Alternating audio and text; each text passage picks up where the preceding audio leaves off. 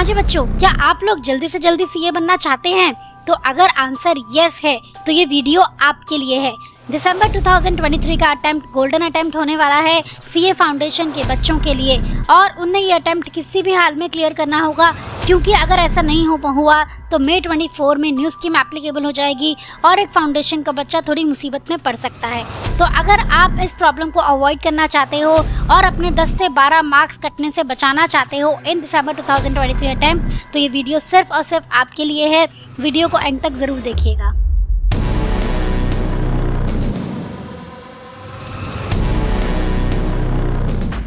Hello students, जय Shri Shyam everyone, कैसे हैं आप सब? I hope you all are doing good और आप अपनी तैयारी बहुत अच्छे से कर रहे होंगे। आज हम इस वीडियो में बात करेंगे कि सीए फाउंडेशन का जो बिजनेस लॉ का पेपर है उसके chapter number 2 that is sale of goods act में ऐसे कौन कौन से टॉपिक्स हैं, ऐसे कौन कौन सी बातें हैं जहां पे बच्चे यूजुअली मिस्टेक कमिट करते हैं। तो आपको वीडियो एंड तक देखना है ताकि आप वो मिस्टेक ना करो और अपने 10 to 12 मार्क्स कट होने से बचा लो। आइए देखते हैं। सबसे पहले तो हम बात करेंगे रिगार्डिंग प्रॉपर्टी ऑफ गुड्स। बच्चे पूरा सेल ऑफ गुड्स एक्ट पढ़ लेते हैं, उनको यही पता नहीं चलता कि property in goods is different from possession of goods. Property in goods का मतलब होता है गुड्स की ओनरशिप। आपके पास किसी गुड्स की प्रॉपर्टी चली गई, मतलब आप गुड्स के मालिक बन गए, जबकि पोजेशन ऑफ गुड्स का मतलब होता है only physical control of goods. तो जब एक पर्सन गुड्स का ओनर बनता है तो वो गुड्स के साथ कुछ भी कर सकता है, मतलब वो गुड्स को सेल कर सकता है, यूज कर सकता है, प्लेज कर सकता है।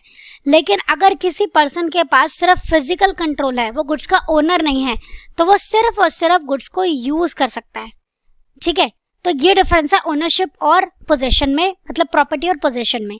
सेल ऑफ गुड्स एक्ट बात करता है गुड्स की प्रॉपर्टी ट्रांसफर होने की। ठीक है, कॉन्ट्रैक्ट ऑफ सेल हम तब कहते हैं जब प्रॉपर्टी ट्रांसफर हो गई है, ओनरशिप ट्रांसफर हो गई है, ना कि पोजेशन ट्रांसफर हुई है। दूसरी बात है यहाँ पे अनसर्टेन गुड्स के रिगार्डिंग। सबसे पहले आप समझेंगे अनसर्टेन गुड्स कौन से होते हैं। जब हम कॉन्ट्रैक्ट ऑफ सेल करने जा रहे हैं और हमने गुड्स को आइडेंटिफाई नहीं किया है at the time of making contract करते टाइम आपने गुड्स को अलग नहीं किया है, आइडेंटिफाई नहीं किया कि हाँ ये मेरे गुड्स हैं, ये होते हैं अनसर्टेन गुड्स, अभी लॉट में ही पड़े हैं। और जब कॉन्ट्रैक्ट ऑफ सेल हो जाएगा, जब आप उसे लॉट में से निकाल लोगे अपने लिए, तब वो बन जाएंगे असर्टेन गुड्स, या फिर सेलर निकाल देगा आपके लिए, तब हो जाएंगे असर्टेन गुड्स। तो अनसर्टेन गुड्स में बच्चों ओनरशिप तब तक ट्रांसफर नहीं होती है जब तक आप उन्हें अलग ना कर दो। ये बात तो बच्चों को पता होती है कि एप्रोप्रिएट करने को, मतलब अलग से निकाल के रखने को एप्रोप्रिएट करना कहते हैं।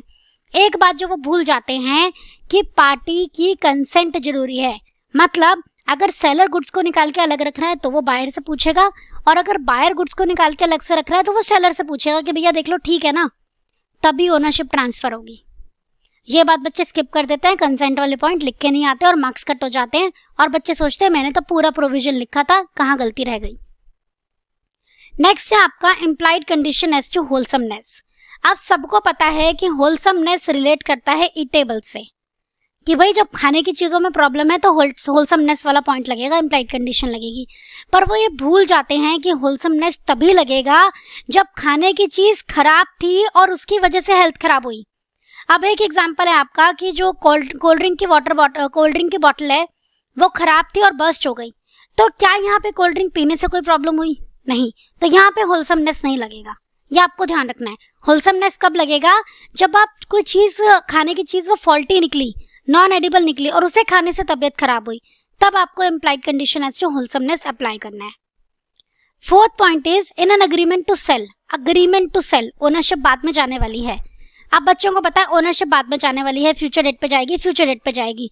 ये पॉइंट स्किप कर देते हैं। ऑन फुलफिलमेंट ऑफ सब कंडीशन, अग्रीमेंट टू सेल तब बनेगा या तो फ्यूचर की डेट आ जाएगी या फिर कोई कंडीशन लगाई हुई है तो वो कंडीशन पूरी हो जाए। जरूरी नहीं है हर बार सिर्फ डेट का ही मामला हो। ठीक है, हो सकता है अभी कोई कंडीशन लगाई हो सेलर ने, वो कंडीशन पूरी हो जाए तो वो बायर को ओनरशिप दे देगा। तो एक फ्यूचर डेट तय हो ये जरूरी नहीं है, कंडीशन के बेसिस पे भी अग्रीमेंट टू सेल बन सकता है। फिफ्थ पॉइंट जो बच्चे कमिट करते हैं दैट इज अनपेड सेलर का पॉइंट। अब अनपेड सेलर तो बहुत इंपॉर्टेंट है, क्वेश्चन जरूर आना है।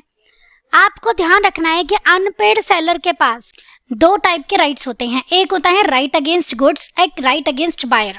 अब बच्चों को ना ये तो रट जाता है कि राइट ऑफ लीन होता है, right of stoppage in transit होता है और राइट ऑफ रीसेल होता है बायर अनपेड सेलर का राइट। पर बच्चे वो राइट अगेंस्ट गुड्स होते हैं। अनपेड सेलर के पास और भी राइट है, अगर उसके गुड्स के ऊपर से राइट चले गए तो उसके पास बायर से रिलेटेड राइट्स भी हैं। क्या क्या राइट होते हैं?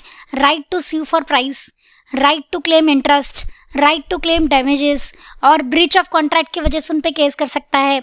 अगर बायर सामान एक्सेप्ट करने से मना कर दे तो केस कर सकता है, तो कॉम्पनसेशन ले सकता है। तो ये सारे बायर के अगेंस्ट राइट्स हैं, ठीक है। अब बच्चे क्या करते हैं, वहां पे देखेंगे अनपेड सेलर के राइट्स लिखने हैं और चालू हो जाएंगे। ध्यान से पढ़ना है आपको, बायर के राइट्स पूछे हैं या गुड्स के राइट पूछे हैं। अगर आपसे जनरल राइट पूछे हैं तो आपको दोनों लिखने हैं, और गुड्स के पूछे हैं तो right of lean, stoppage in transit और रीसेल लिखना है।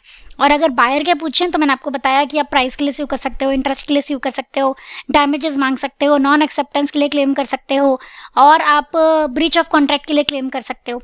ये सारी बातें आप वहां कर सकते हो।